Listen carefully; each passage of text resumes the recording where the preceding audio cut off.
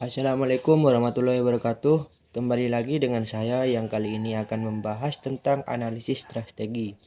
Di mana analisis strategi di sini terdiri dari 4 poin. Yang pertama, perumusan kesimpulan analisis, faktor internal dan eksternal. Yang kedua, kesimpulan analisis dengan sistem analisis SWOT. Yang ketiga, urutan asumsi pilihan strategi. Dan yang keempat, manfaat balance scorecard. Kita mulai dengan pembahasan poin yang pertama mengenai perumusan kesimpulan analisis faktor internal dan eksternal.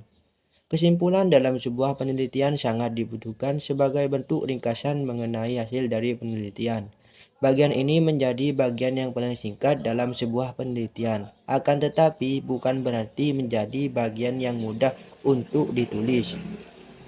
Kesimpulan dalam sebuah penelitian sangat dibutuhkan sebagai bentuk ringkasan mengenai hasil dari penelitian. Poin yang kedua yaitu kesimpulan analisis dengan sistem analisis SWOT. Pada faktor internal mempengaruhi terbentuknya strength and weakness, di mana faktor ini menyangkut dengan kondisi yang menjadi dalam perusahaan, yang mana ini turut mempengaruhi terbentuknya pembuatan keputusan atau decision making perusahaan.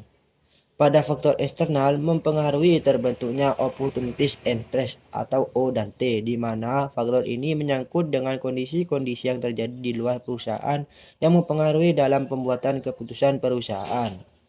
Poin yang ketiga yaitu urutan asumsi pilihan strategis, di mana ada 4 urutan asumsi pilihan strategis.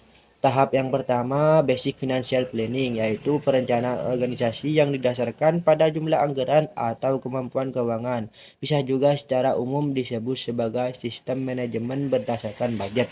Tahap yang kedua, forecast based planning, yaitu pengembangan dari sistem keuangan dalam mengelola perencanaan jangka panjang akibat keterbatasan budget yang ada.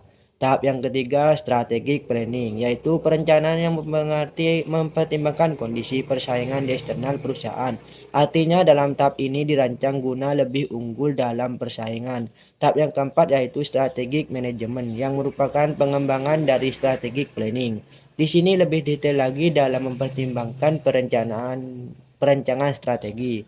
Poin yang keempat yaitu manfaat balance scorecard.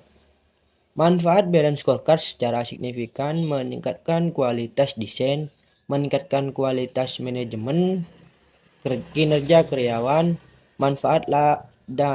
Ada juga manfaat lain dari balance scorecard, yaitu yang pertama untuk memperjelas dan memperbarui strategi. Yang kedua untuk mengkomunikasikan strategi dalam perusahaan. Yang ketiga untuk menyelaraskan tujuan unit dan individu dengan strategi. Yang keempat untuk menghubungkan tujuan dengan target dan anggaran jangka panjang. Dan yang kelima untuk melakukan tinjauan kinerja untuk meningkatkan strategi.